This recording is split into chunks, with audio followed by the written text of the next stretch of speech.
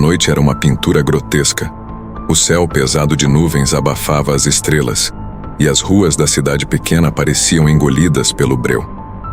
Ricardo andava com as mãos nos bolsos do casaco surrado, cabeça baixa, ignorando as gotas de chuva que começavam a cair. Ele não tinha nada a perder, não mais. As dívidas o sufocavam como um laço apertado no pescoço. Sua esposa, Maria, evitava olhá-lo nos olhos, cansada das promessas não cumpridas. Seus 2 filhos pequenos mal falavam com ele. A fome e a tristeza corroíam a casa que antes era cheia de alegria. Ricardo não era apenas pobre, ele estava vazio, sem propósito, sem esperança. Naquela noite, ele entrou no bar sujo da esquina, mais por necessidade de se aquecer do que pela bebida. Mas foi lá que sua vida mudaria para sempre. Eu não faria negócio com Helena nem por todo o ouro do mundo, disse um homem com voz rouca em um canto do bar. Sua risada, meio embriagada, foi seguida por um silêncio pesado, como se aquelas palavras tivessem um peso proibido. Ricardo tentou não prestar atenção, mas os murmúrios seguintes o puxaram como um imã. Ele pediu outra dose e se inclinou na direção deles, fingindo não estar escutando. É sério, continuou o homem. Bonita como um anjo, mas o que você vê não é real. Aquela mulher não é humana. Dizem que ela faz pactos. Resolve qualquer problema, mas cobra caro. Ricardo sentiu o coração acelerar. Pactos? Isso era coisa de gente supersticiosa. Mas naquela noite, enquanto caminhava de volta para casa, as palavras ecoavam em sua mente. Resolve qualquer problema. Os dias seguintes foram insuportáveis. Maria chorava baixinho no quarto, os cobradores ligavam sem parar, e os filhos perguntavam, com olhos grandes e confusos, por que não havia comida suficiente. Ricardo estava no limite. Foi então que ele começou a perguntar discretamente sobre Helena. Cada resposta que recebia era envolta em mistério e aviso. Não vá atrás dela. Não vale a pena. Mas ninguém dizia onde encontrá-la. Era como se falar mais do que isso fosse um risco. Até que, finalmente, um velho pescador, movido por pena, deu a direção. Uma casa isolada na beira do rio, cercada por uma mata que parecia ter vida própria. Naquela noite, Ricardo foi até lá. A casa era pequena, mas a presença dela parecia gigantesca. Ele bateu na porta hesitante, o som ecoando na escuridão. Quando Helena apareceu, Ricardo ficou sem fôlego. Ela era linda de um jeito quase irreal. Cabelos negros que refletiam a luz da lamparina e olhos tão profundos que ele teve a sensação de que poderia se perder neles. Eu sei por que está aqui, disse ela, antes que ele pudesse falar qualquer coisa. E também sei o que está disposto a sacrificar. Ricardo engoliu em seco. Como ela sabia?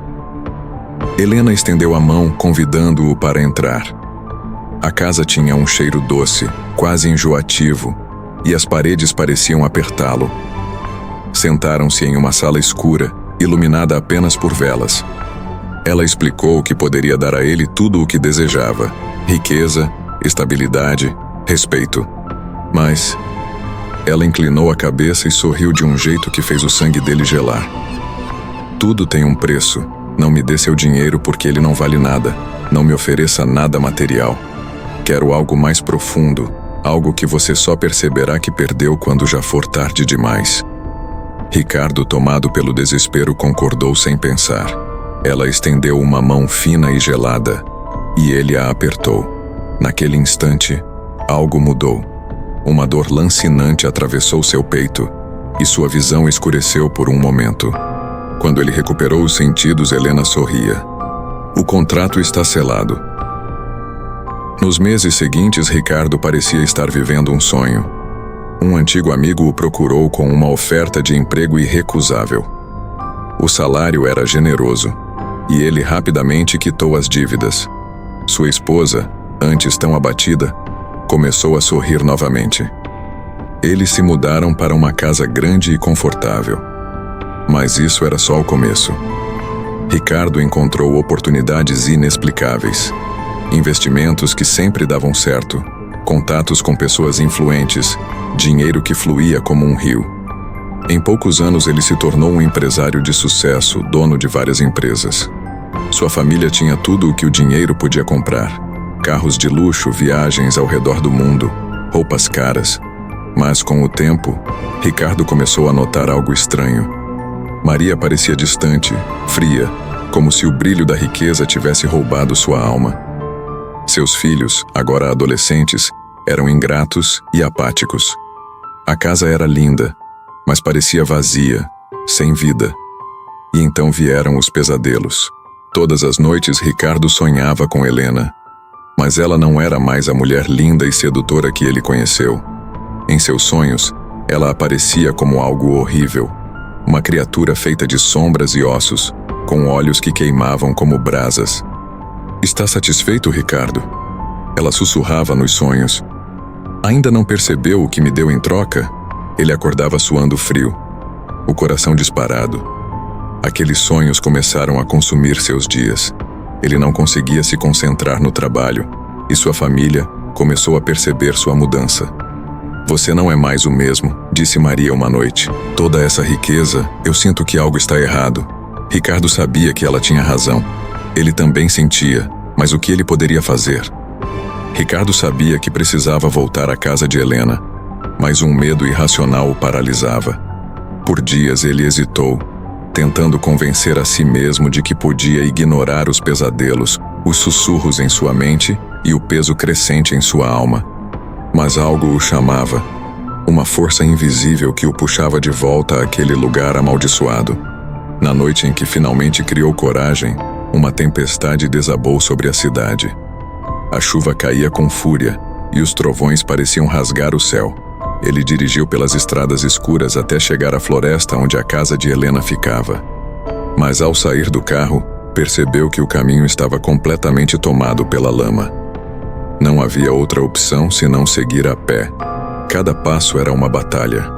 A lama agarrava seus pés como se quisesse impedi-lo de avançar. Os galhos das árvores balançavam ao vento, produzindo sons que pareciam lamentos. Ricardo sentiu que estava sendo observado, como se olhos invisíveis o seguissem a cada movimento. Finalmente ele chegou à casa, ou ao que restava dela. As ruínas estavam cobertas de vegetação, e o lugar parecia abandonado havia décadas, embora ele soubesse que isso não era verdade. A sensação de déjà-vu o tomou de assalto. Ele respirou fundo. Entrou e caminhou até o centro da sala, onde encontrou o símbolo gravado no chão. O símbolo parecia pulsar como um coração vivo, irradiando uma energia que arrepiava sua pele. Quando ele estendeu a mão para tocá-lo, uma voz familiar ecoou pela sala, congelando-o no lugar. "Você voltou?" Era Helena. Ela surgiu das sombras, mas não como antes. Sua aparência agora era grotesca, o rosto deformado por linhas retorcidas, os olhos brilhando como carvões em brasa, e sua pele parecia feita de um tecido negro que ondulava como fumaça viva. "Achei que você gostasse da sua nova vida, Ricardo", disse ela com um sorriso distorcido. "Não está satisfeito?" "Não quero mais isso", disse ele, sua voz trêmula. "Pode levar tudo. Só quero minha alma de volta." Helena riu, e o som parecia vir de todos os cantos ao mesmo tempo. "Você acha que é tão simples? O que foi selado não pode ser desfeito tão facilmente. Mas talvez haja uma chance." Ricardo sentiu uma pontada de esperança, mas logo percebeu que o preço seria ainda maior do que ele imaginava. "Para quebrar o pacto, você precisa enfrentar o que entregou a mim", disse Helena. Ela estalou os dedos, e as velas que iluminavam a sala se apagaram. Tudo mergulhou em escuridão, exceto pelo símbolo no chão, que agora brilhava com uma luz vermelha intensa. "O que eu entreguei?" Ricardo perguntou confuso. "Sua alma, Ricardo. Sua essência. Você vai enfrentá-la, ou ela devorará o que resta de você." Antes que pudesse reagir, o chão se abriu sob seus pés. Ricardo foi engolido pela escuridão, e quando finalmente parou de cair, estava em um lugar que não conseguia descrever. Era um espaço vazio, mas ao mesmo tempo cheio de sombras que pareciam se mover por vontade própria. Uma figura emergiu do vazio, e Ricardo sentiu o ar escapar de seus pulmões. Era ele mesmo, mas diferente. A versão que se aproximava tinha olhos vazios, cheios de ódio e amargura, e a pele parecia apodrecida, como se estivesse se desfazendo. "Você acha que pode escapar de mim?", disse a figura, sua voz um eco distorcido. "Eu sou o que você se tornou. Eu sou tudo o que você sacrificou." Ricardo tentou correr, mas o chão parecia grudar em seus pés. A figura avançava a cada passo mais ameaçador. Ele sentiu o medo crescer dentro de si, mas, ao mesmo tempo, uma voz em sua mente o chamou à razão. "Lute, Ricardo. Não é tarde demais." "Eu não vou me render", gritou, reunindo toda a coragem que tinha. Ele se lembrou de sua esposa, de seus filhos, de como era segurá-los antes que a ganância o consumisse. Era por eles que ele lutaria. Fechando os punhos, avançou contra a figura. A luta não era física, era algo mais profundo, mais visceral. Cada golpe que ele desferia era como enfrentar seus próprios arrependimentos, seus próprios pecados. A figura gritou, e sua voz soou como 1000 lamentos. Aos poucos, ela começou a desaparecer, dissolvendo-se em poeira, até que não restou nada. Ricardo despertou de volta na sala escura, ofegante, com o símbolo ainda brilhando no chão. Helena estava diante dele, observando-o com um olhar enigmático. "Parabéns, Ricardo, você conseguiu. Mas agora, como prometido, eu vou levar tudo o que lhe dei." Ele apenas assentiu. Helena estendeu a mão, e um vento frio percorreu o lugar. Ricardo sentiu algo sendo arrancado de dentro de si, como se uma parte de sua vida estivesse sendo apagada. Quando o vento cessou, ele abriu os olhos e percebeu que estava de volta à sua antiga casa. Tudo o que Helena havia lhe dado, a riqueza, o luxo, o poder, havia desaparecido. Mas ele estava vivo. E sua alma, ele sabia, estava livre. Nos meses que se seguiram, Ricardo aprendeu a viver com simplicidade. Ele encontrou um trabalho honesto e, com isso, conseguiu sustentar sua família. Não havia mais luxo, mas havia algo muito mais valioso: o amor e a paz que ele achava que havia perdido para sempre. Certa noite, enquanto colocava seus filhos para dormir, Maria se aproximou dele e o abraçou. "Não temos muito, Ricardo, mas temos tudo o que importa." Ele sorriu, sentindo lágrimas nos olhos. Ela estava certa. Pela primeira vez em anos, Ricardo dormiu tranquilo, sem sonhos perturbadores, sem sussurros em sua mente. E enquanto a noite o envolvia, ele agradeceu pela chance de recomeçar. Ele finalmente entendia que a verdadeira riqueza não estava nos bens materiais, mas no amor, na fé e na paz de uma consciência limpa. E embora ele soubesse que nunca esqueceria Helena, sabia também que jamais permitiria que sua sombra escurecesse sua vida novamente.